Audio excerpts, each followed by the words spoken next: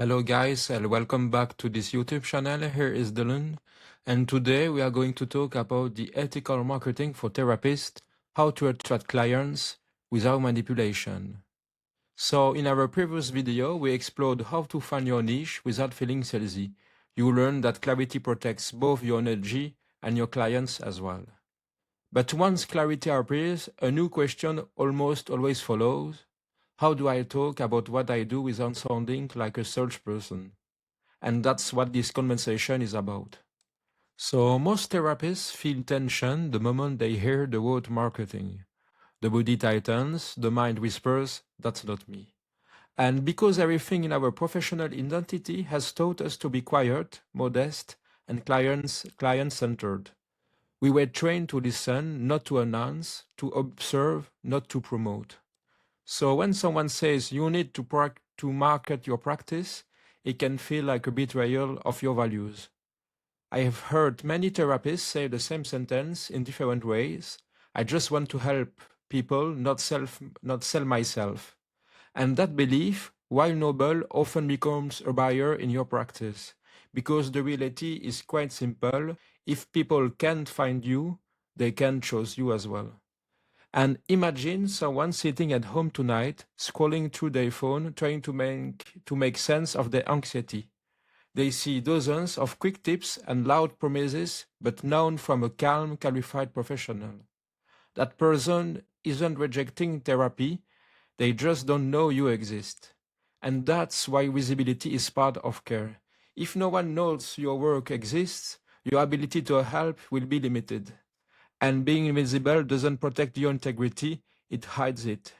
So in this video, I will show you how ethical marketing can feel as natural as therapy itself. You will learn how to attract clients without manipulation using two simple therapist-safe methods that work across every country and every platform. By the end of this video, marketing will feel less like performance and more like compassion in motion. So let's go through this Google Doc. So marketing as an extension of care. Let's begin with a simple and quite powerful idea. Therapy happens inside the room and marketing helps the right person find that room. So that's all ethical marketing is. It's just orientation. And it isn't persuasion or performance, it's guiding someone who is already looking for help to reach the right place safely.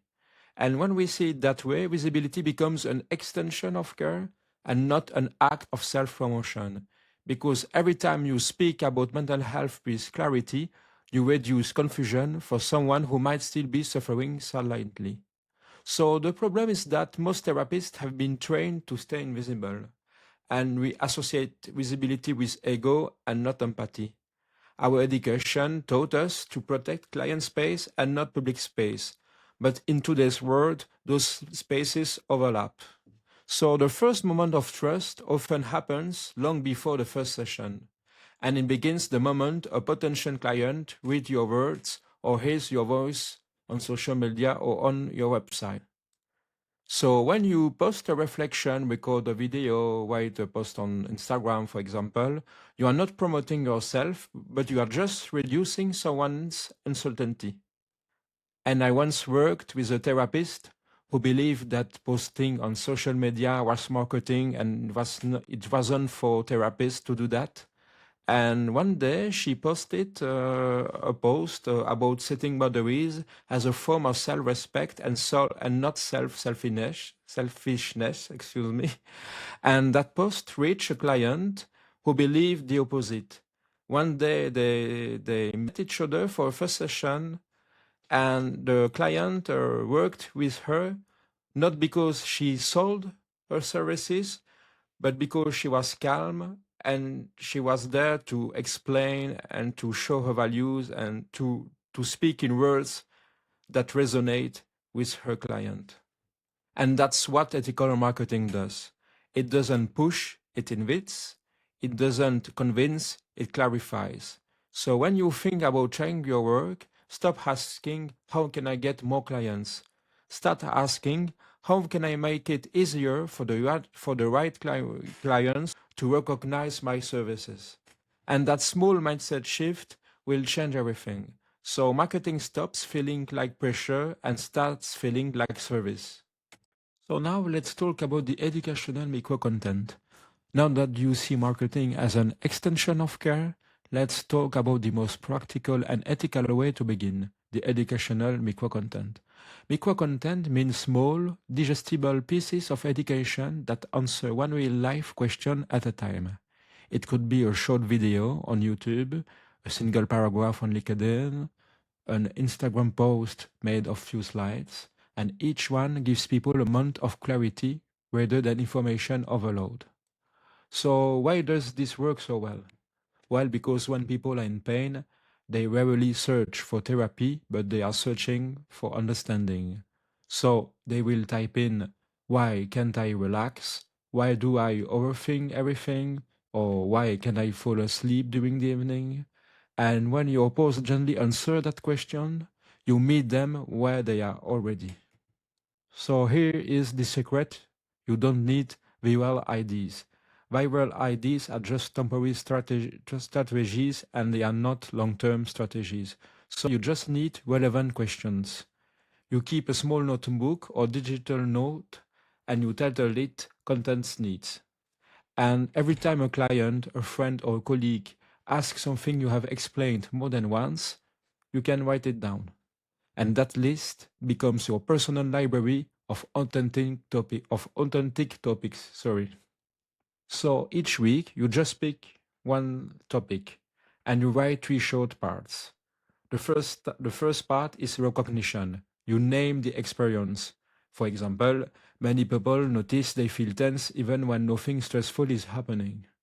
The second part is explanation. Offer simple understanding. So this can happen when the body stress response stays active after long periods of pressure. The third part is invitation. It's the end with a gentle reflection, or we might call it the call to action. So try noticing one moment today when your body softens. That small awareness begins regulation. It can be one post, one ID, one drop of clarity. It doesn't replace therapy, but it helps people recognize where they might need it. So keep your tone neutral and calm. Avoid dramatic hooks or promises like 5 hacks to end anxiety. Instead, use grounded language such as 3 ways to understand anxiety differently. And your steadiness is your marketing. And it's why it's important to have a niche, because when you have a niche that you understand them, you will use words and you will talk about topics that resonate with your potential clients. And it's really important because over time, those micro content will form a quiet bridge between your community and your expertise. So someone might read your post today and contact you 6 months later. So that's the long game. And you have to start small, one idea each week, share it with intention. You have to focus on consistency more than on complexity. And your clarity will be what people will remember and trust. So now we are going to talk about values-based storytelling, human connection without overexposure. So as we saw, education builds understanding, but storytelling will build connection. So when people follow you online, they are not only learning what you know, they are sensing who you are. And that emotional connection, where they feel your calm presence and grounded perspective, is what transforms a stranger into a potential client. So storytelling for therapists is not about self-disclosure. It's not about sharing your personal struggles or private experiences, but it's about communicating your values through reflections. And then you become a narrator and not the main character. So to do it safely, I use a simple structure called ARC. A for anchor, R for realization, and C for connection. So first, anchor something familiar. For example, many people think burnout happens because they work too much. Then you share a realization. For example, in truth, it often starts when we lose connection with what gives our work meaning. And then you create connection. If that feels familiar, take a moment today to notice one small task that still feels meaningful. That spark is worth protecting. So as you can see, it's short, reflective, and ethical. There are no personal stories, no client examples, but just professional insights framed in a human way. And this is what I called values-based storytelling. So you share why you stand for: balance, compassion, responsibility, growth, through simple observations from your practice. And over time, your values will become your signature. People will start associating your presence with calmness and wisdom. They will think, I don't know this therapist personally, but I trust how he thinks. And that is reputation built through safety. So keep your tone conversational, as if you are speaking to one person and not a crowd. You don't need drama, music, or perfect lighting. Just be authentic to yourself. And when you combine educational posts with value-driven stories, you cover both sides of ethical attraction. Education builds credibility, and storytelling builds warmth and connection. So together, they make your visibility feel human and trustworthy. And that is how you can be present online without ever feeling like you are performing. So now let's talk about the ethical guardrails, staying safe and credible. So ethical marketing, as you saw through this video, is not only about what you say, but also about the limits that keep you and your audience safe. And boundaries in communication work exactly like boundaries in therapy. They create trust. So now let's look at three simple guardrails that every therapist can rely on. The first one is no promises of cure. So therapy is of course a process and not a product, and you should avoid language that guarantees change. So instead of saying therapy will help you overcome anxiety, you should try therapy can help you explore ways to manage anxiety. So this phrasing keeps hope alive without creating pressure or unrealistic expectations. The second one is no testimonials or client stories.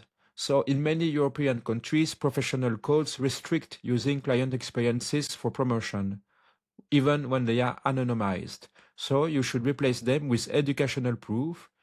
They may be share research findings, professional observations, and general patterns. For example, many people notice that burnout improves when they restore balance between effort and rest. And now the final guardrail is always clarify the frame. So every post or video should make it clear that what you share is education and not therapy, of course. So a short line like for educational purposes only and not a substitute for professional care is largely enough. It signals professionalism and prevents misunderstanding. So these three rules are small but quite powerful as well. So they protect your integrity, reassure your audience, and keep your nervous system calm because you know you are within safe boundaries. So think of them as the frame around the painting, the structure that lets the image shine clearly. So when you communicate with these limits, people will feel that you are trustworthy before you ever meet. And that is the trust that is the real foundation of every sustainable practice. So now let's talk about the long-term view to finish this video. So ethical marketing, as you saw through this video, is not a short sprint, but it's a long-term and steady path. And you should think of it like therapy itself. So the real change won't happen in a single session, but will happen through time. And genuine trust doesn't happen after one post as well. So every time you share something clear, compassionate, or and grounded, you just add one drop of trust into a growing reservoir. And that reservoir becomes your professional reputation. It works quietly in the background, even when you are not online. So a short video you post this month might reach a person or potential client in 1 year. And that's the magical of ethical content. It doesn't expire. And because what people remember is not the trend or the algorithm, they remember how your message made them feel. So you don't need to go viral to complicate yourself with funnels or daily posts or daily remark or I can call that the marketing trends. You just need to be findable, recognizable, and consistent. So you should imagine that every small piece of content that you create is like a signpost, and each one says, safe help exists here.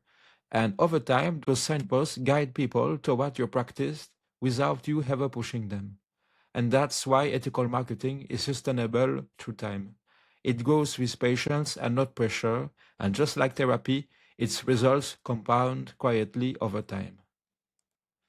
So if this approach of marketing resonates with you, and if you want to keep learning how to grow your practice ethically and sustainably, I invite you to join the Therapist Cafe. It's a free school group that I made for therapists. So inside you will find resources, you will find discussions behind the scenes, and every week I will make a live call where we can discuss through healthcare professionals about ethical marketing, sales, and whatever subjects and topics you want to. So if you want to join this free group, you can find the link in the description of the video below. So to finish this video, so just remember that marketing isn't manipulation, of course, when you do it properly. So it's just clarity shared with compassion. And when you show up consistently and ethically, the right people will find you naturally and at the right time. So one last sentence to finish this video is that posting on social media in an ethical way, of course, will take time. So you should not expect results in during the first week or during the first month, but results will happen through time, after a month or even after 1 year or more. But the fact of posting content on social media will build a relation with your potential client, and that's what we want. So thank you for listening to this video, and see you to the next one.